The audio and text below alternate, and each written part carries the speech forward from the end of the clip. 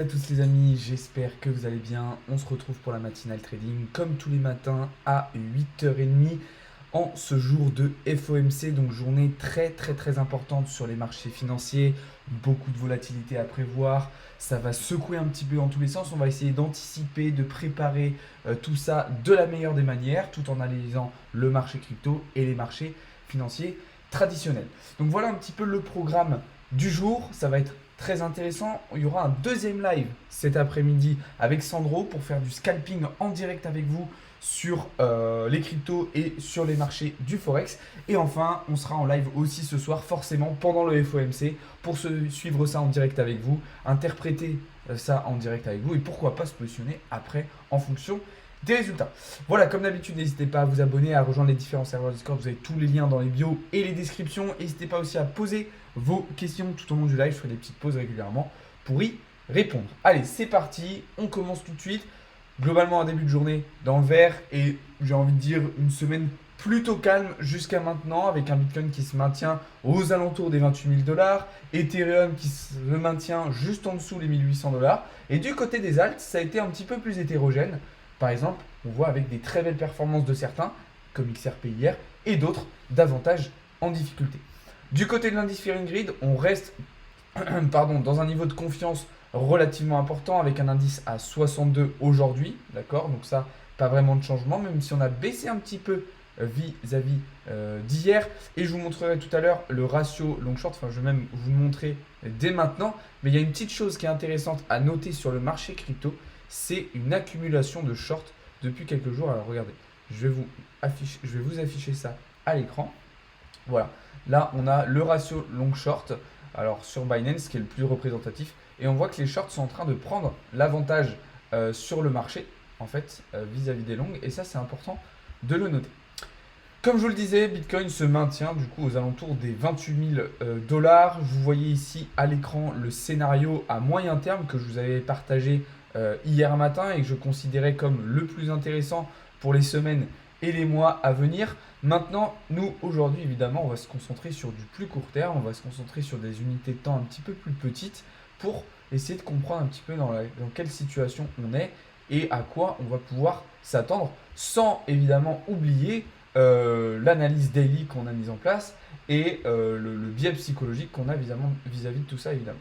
Alors déjà, la première chose à noter à court terme, c'est qu'effectivement, depuis dimanche, depuis la belle hausse de dimanche, on a un marché qui s'est stabilisé et qui est en train d'accumuler.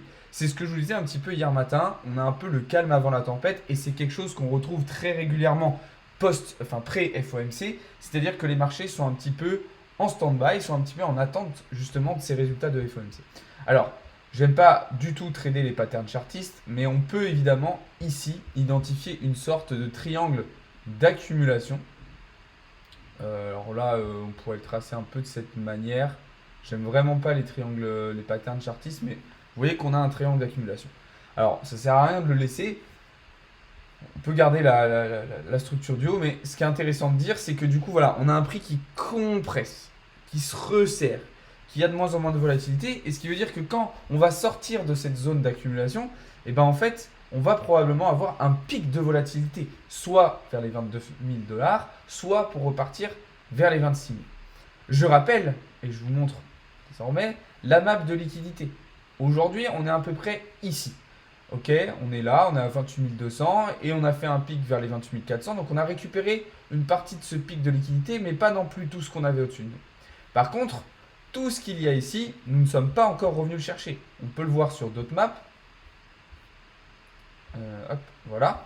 C'est la même chose. Aujourd'hui, on est venu chercher ça à 28 400, là, ce pic-là. Mais tout ce qu'on a en dessous, on n'est pas venu le chercher. Et si on dézoome encore un peu plus, donc aujourd'hui, on est à peu près là, d'accord, sur votre droite.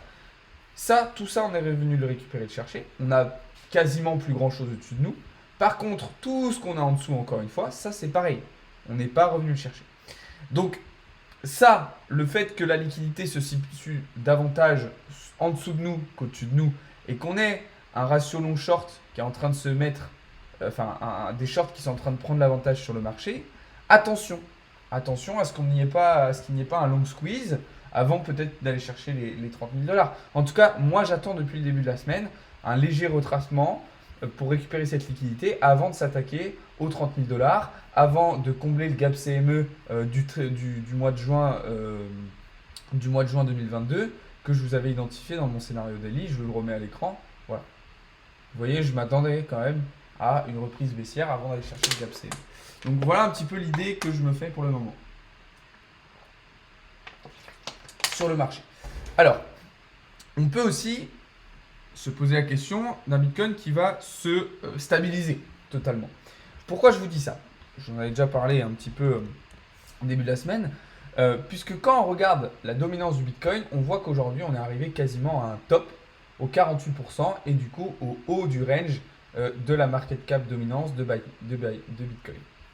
À chaque fois qu'on est venu sur cette zone, depuis le mois de juin 2021, on a été rejeté, on est reparti vers le haut. Alors qu'est-ce que ça veut dire? Vous savez que le marché fonctionne sous forme de cycle. D'accord? Là, on a eu un cycle haussier de la dominance de Bitcoin, ce qui a permis à BTC de faire des très très belles performances et de se focus pour lui. Et on a vu Ethereum et on a vu les alts qui n'ont pas forcément trop suivi, ou en tout cas pas de manière homogène. Ça a été fait de manière hétérogène, mais il n'y a pas eu l'ensemble du marché qui a suivi Bitcoin vers le haut. Par contre, si cette dominance du BTC est amenée à pivoter, à ralentir, alors on va assister à une première rotation. Première rotation qui va se faire en direction d'Ethereum.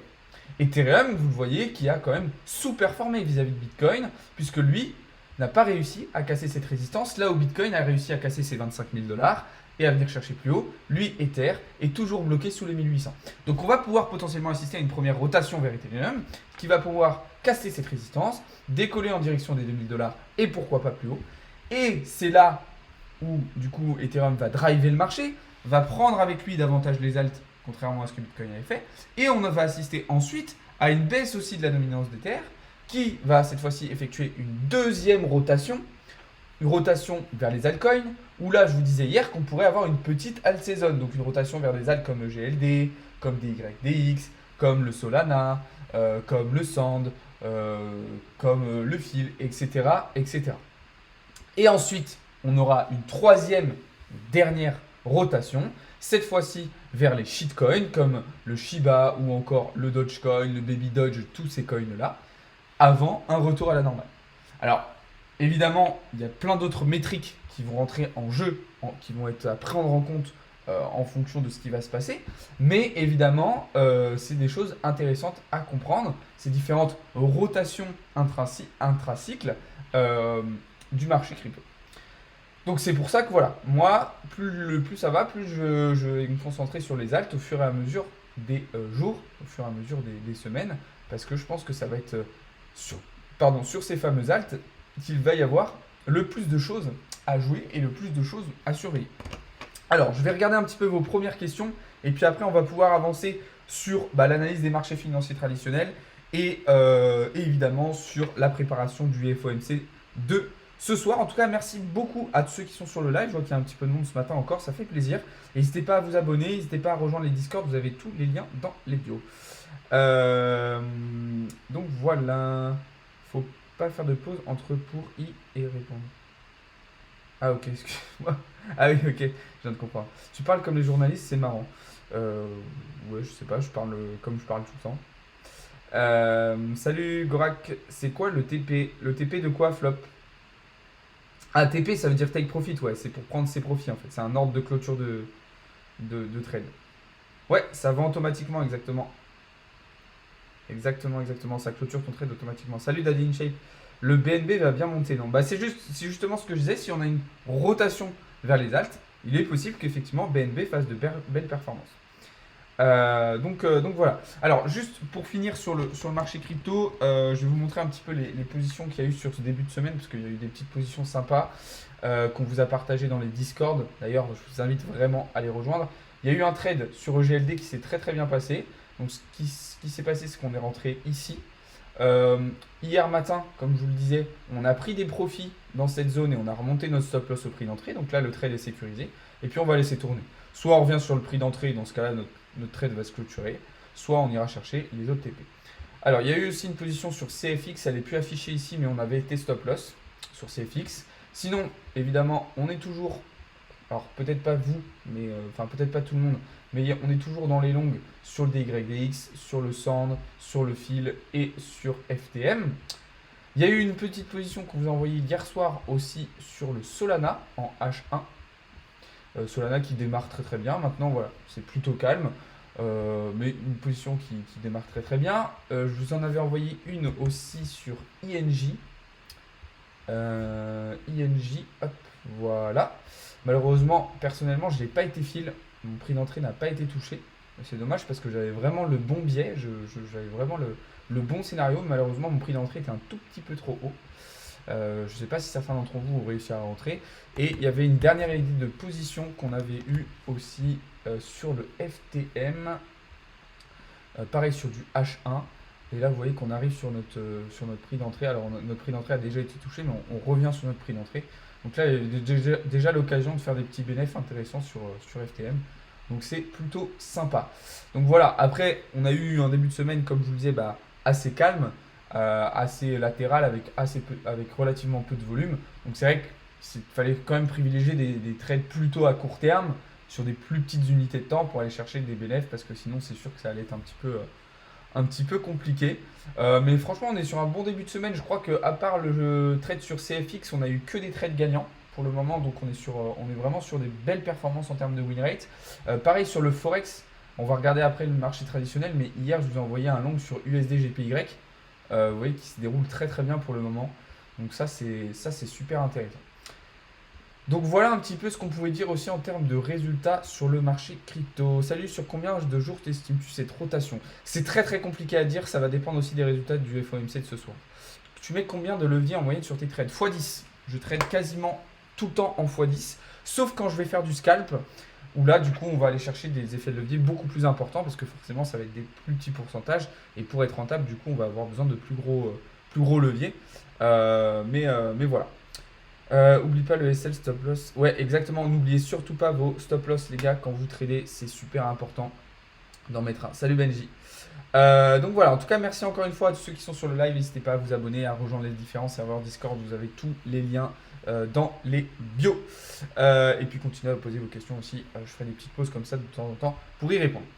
Alors, on va regarder, comme je vous le disais, les marchés financiers un petit peu plus traditionnels désormais qu'on a regardé les cryptos. Évidemment, en ce jour de FOMC, les actifs tradis seront évidemment importants à surveiller, et notamment ce fameux DXY, notre fameux dollar, qui est sur une zone un petit peu décisive, qui est sur une zone un petit peu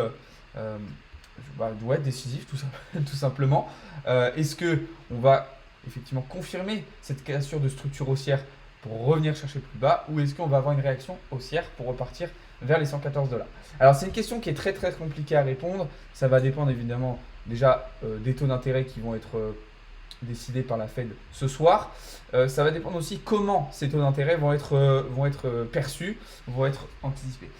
Alors, avant de rentrer dans les détails sur le FOMC de ce soir, on va check quand même les marchés. Donc DXY qui est dans une situation décisive, cassure de structure et donc retour vers les 90 $, ou réintégration pour les 114, ça sera la question.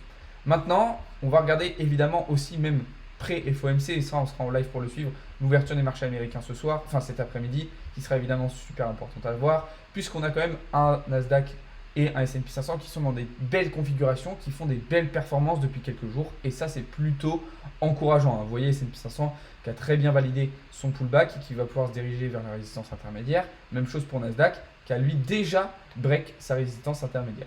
Donc l'ouverture des marchés US cet après-midi sera déjà importante et intéressante à surveiller pour voir un petit peu comment ils vont pricer, comment ils vont anticiper les décisions de la Fed de ce soir, puisque ce sera évidemment des résultats décisifs pour l'ensemble des marchés, sachant que la semaine après ne sera pas terminée, on aura d'autres résultats macroéconomiques qui sont très importants à suivre. Alors maintenant, comment du coup interpréter les résultats de ce soir, comment anticiper les résultats de ce soir? Déjà, vous savez qu'il y a eu un gros changement de situation avec la crise systémique bancaire. Logiquement, et vu ce qu'avait dit Powell les dernières semaines, notamment face au Congrès américain, on aurait dû s'attendre à une hausse des taux d'intérêt directeurs de 50 points pour les faire monter directement au-dessus des 5% et continuer cette politique de hausse des taux d'intérêt directeurs pour contrer l'inflation. Entre-temps, les banques de la Silicon Valley, Silvergate, Signature, Crédit Suisse ont fait faillite, ont été en grosse difficulté, ce qui a poussé la Fed et un certain nombre de banques centrales à injecter de la liquidité sur les marchés pour préserver ce système bancaire. Et probablement que pour continuer cette préservation du système bancaire à court terme, la Fed va être obligée de ralentir la hausse des taux d'intérêt directeurs, contrairement à ce qu'elle souhaitait faire au préalable. Alors évidemment, je précise bien que c'est temporaire.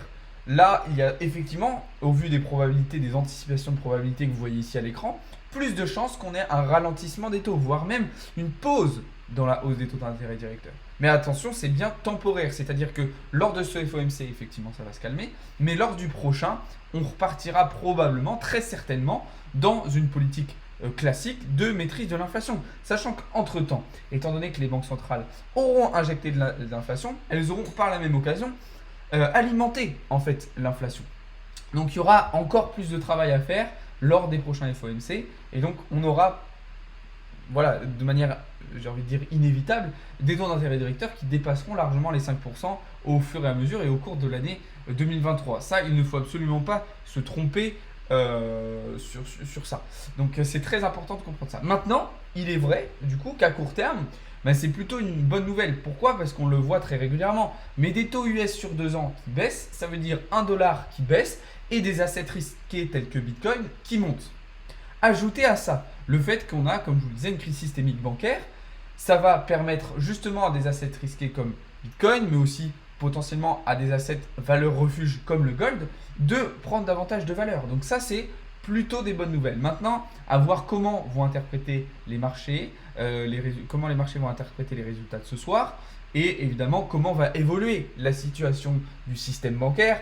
Est-ce qu'on va avoir cette fameuse menace de récession qui va arriver sur nous, et quelles vont être les politiques qui vont adopter dans les prochaines semaines.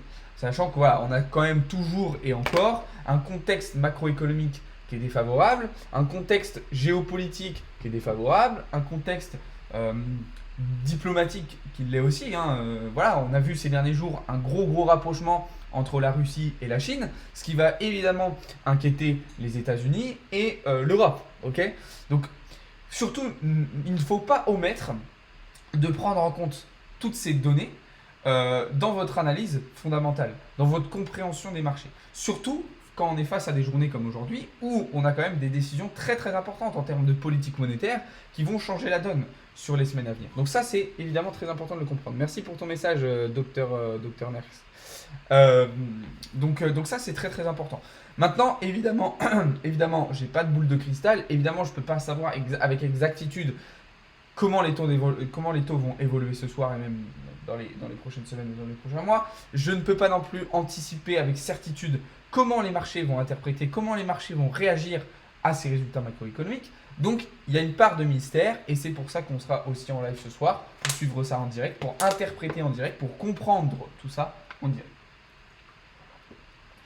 De toute façon, Théo, mon collègue Théo sera en live juste après moi à 9h30 et je pense qu'il vous parlera de tout ça. Lui est analyste financier de métier.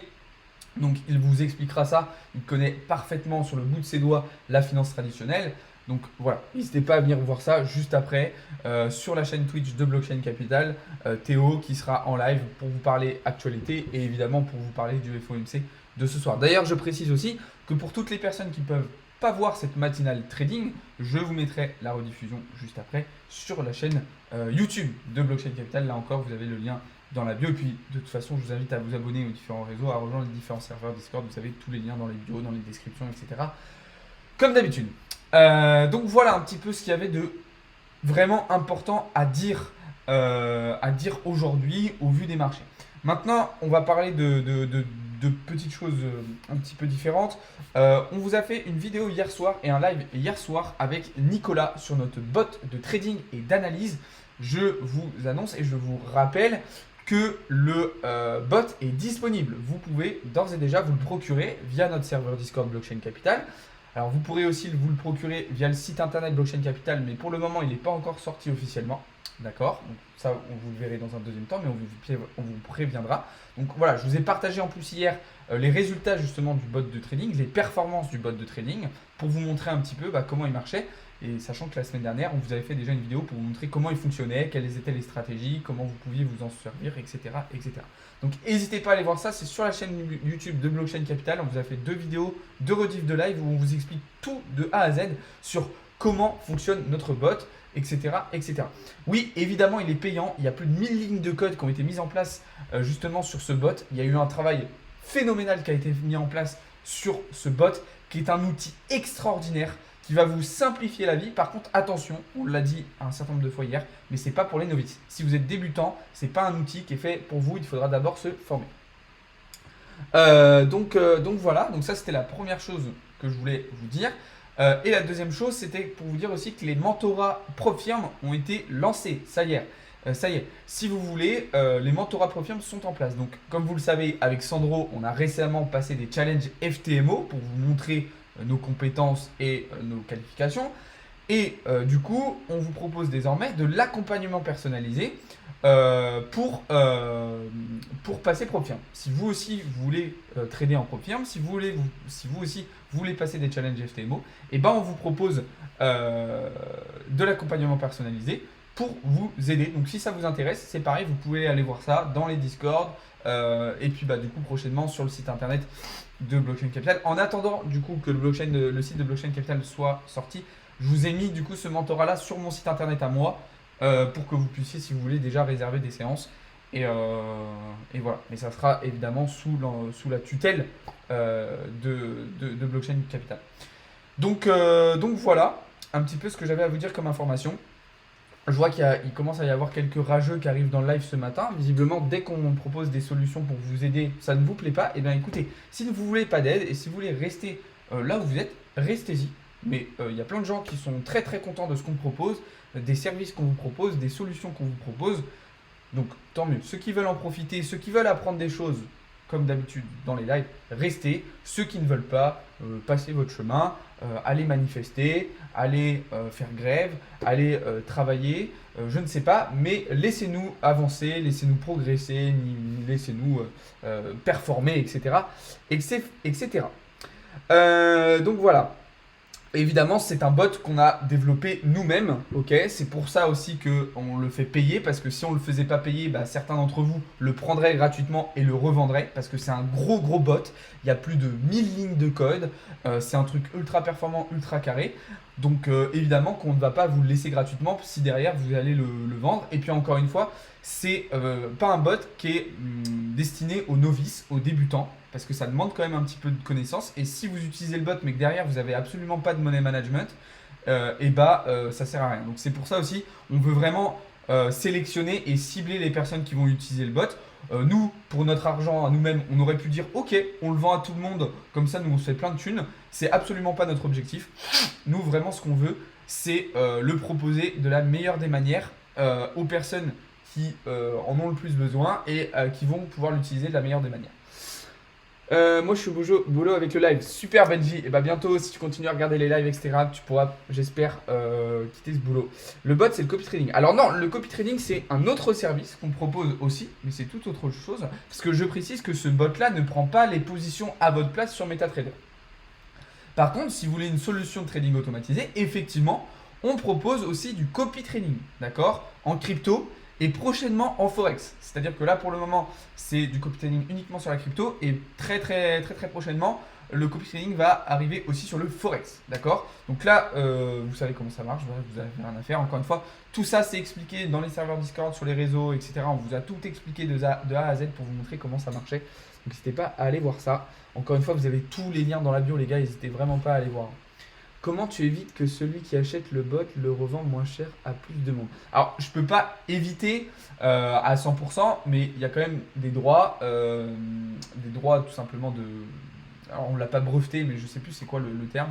Je sais que Nico a fait ça. Donc, en fait, à partir du moment, si on se rend compte que quelqu'un revend le bot qu'on lui a vendu, on peut l'attaquer en justice et il y aura de très grandes chances qu'on le gagne.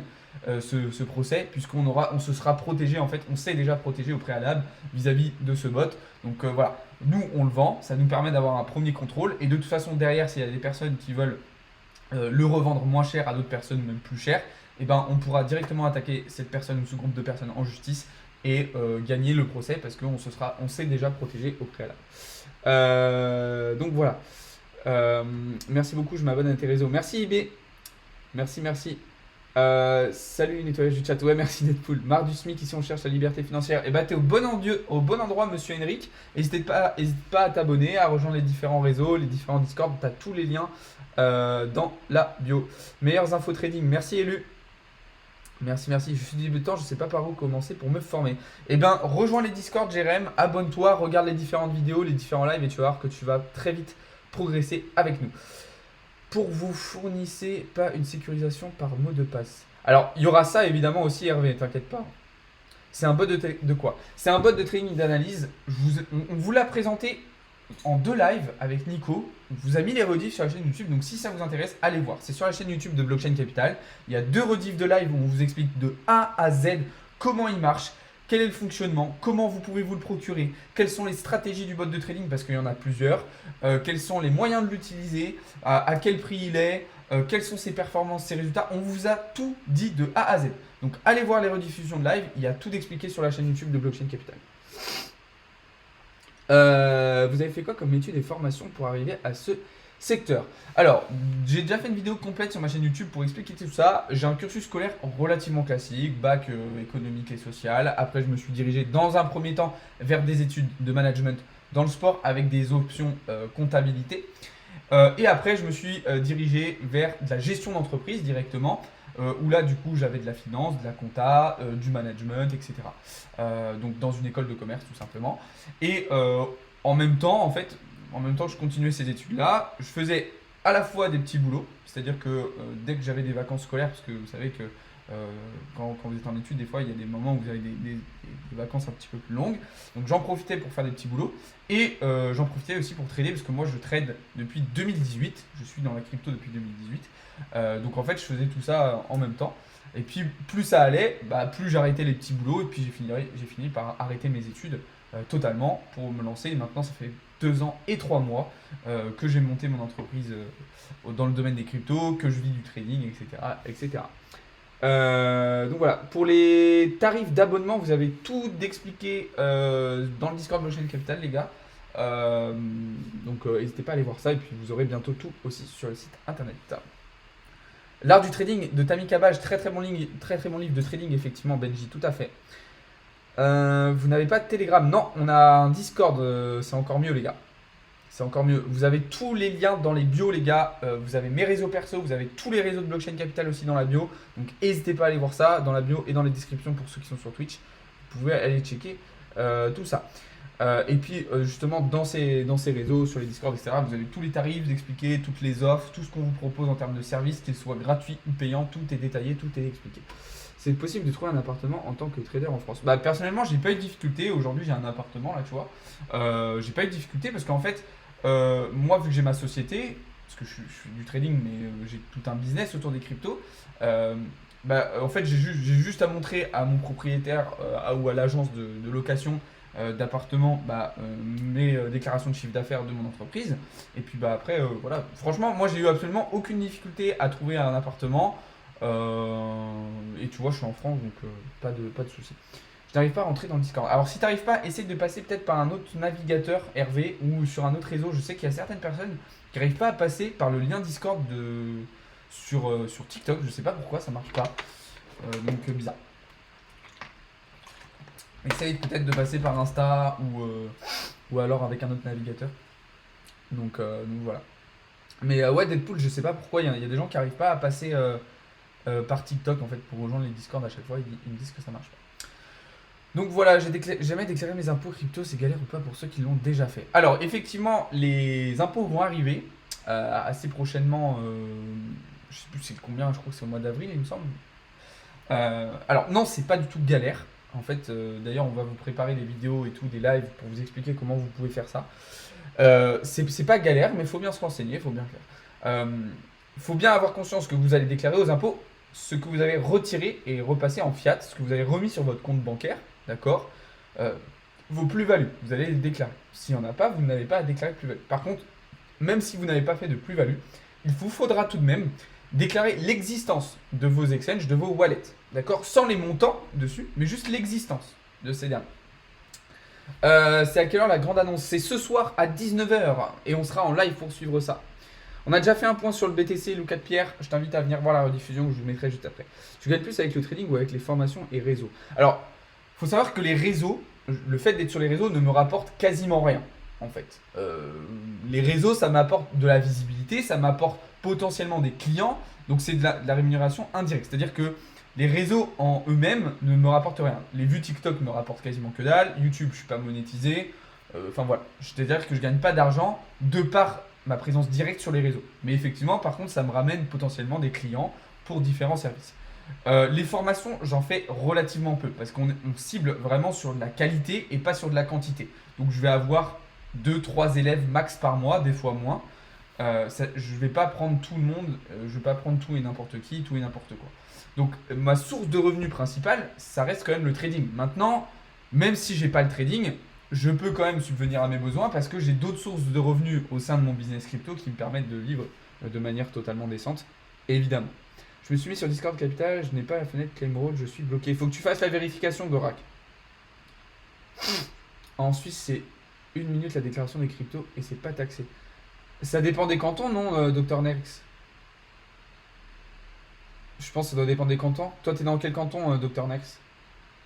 Mais ouais, par contre, en Suisse, effectivement, dans certains cantons, les réglementations vis-à-vis des crypto-monnaies sont beaucoup moins fastidieuses que ce qu'on peut avoir en France d'un point de vue administratif.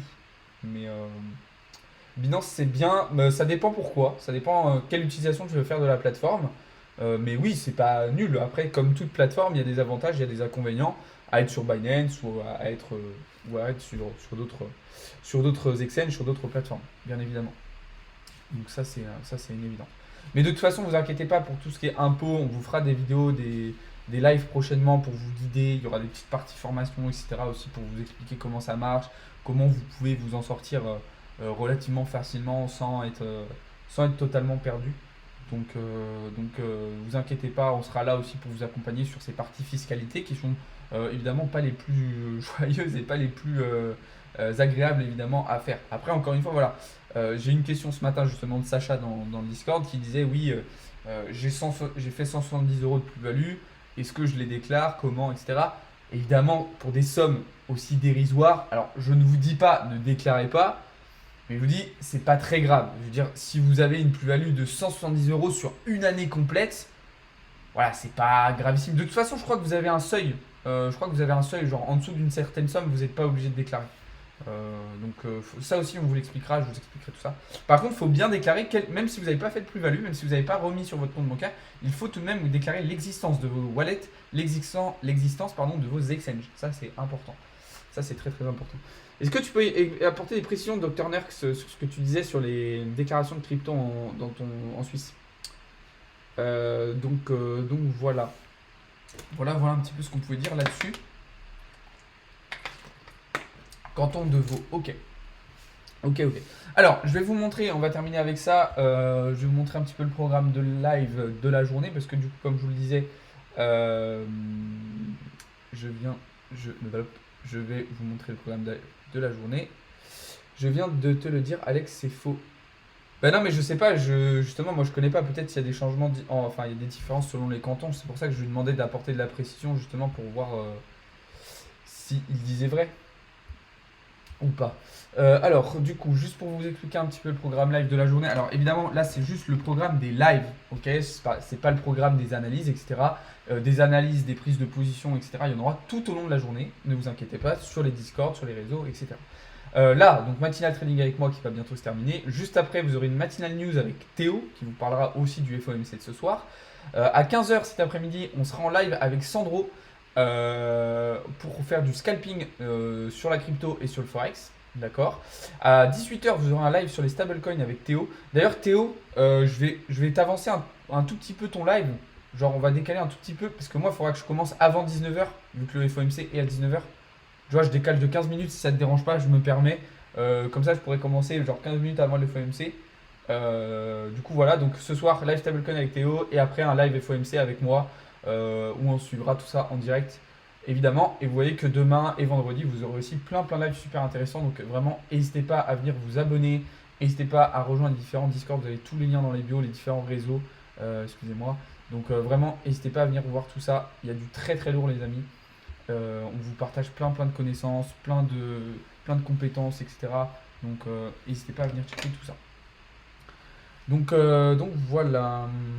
Voilà un peu ce qu'on pouvait dire là-dessus. Bah écoutez les amis, mais si tu as une société, tu paieras les impôts sur la société. Ouais, bah ça forcément. Tu parles bien anglais. Ça va, je m'en sors en anglais. Ouais, mais Dr Nerx, quand tu disais que ça prenait pas beaucoup de temps et que t'étais pas imposé, c'était pour les particuliers ou pour les sociétés dans ton canton? Après, je sais pas, moi, faut que tu vois avec Gauthier, c'est vous qui habitez là-bas. Moi, je connais pas plus que ça. Enfin, je connais en surface, quoi. Donc voilà. Bref, bah écoutez les amis, si vous n'avez pas d'autres questions, bah, je vous souhaite une très bonne matinée. De toute façon, on se retrouve juste après sur les Discord, sur les différents réseaux pour des analyses, des prises de position, du contenu, de l'actualité, etc. Juste après, vous allez pouvoir enchaîner là après mon live avec un live du coup comme je vous disais avec Théo, euh, qui va pouvoir vous expliquer plein de choses sur les actualités de la semaine, sur le FOMC de ce soir. Donc ça va être aussi très intéressant pour vous. Et voilà. Donc voilà, sur ce, je vous souhaite une très bonne matinée. Je vous dis à tout de suite sur les différents réseaux. Merci beaucoup d'avoir été présent. N'hésitez pas encore une fois à vous abonner, à rejoindre les différents Discord. Et puis voilà, à très vite les amis. C'était Alex de Crypto Learning pour Blockchain Capital.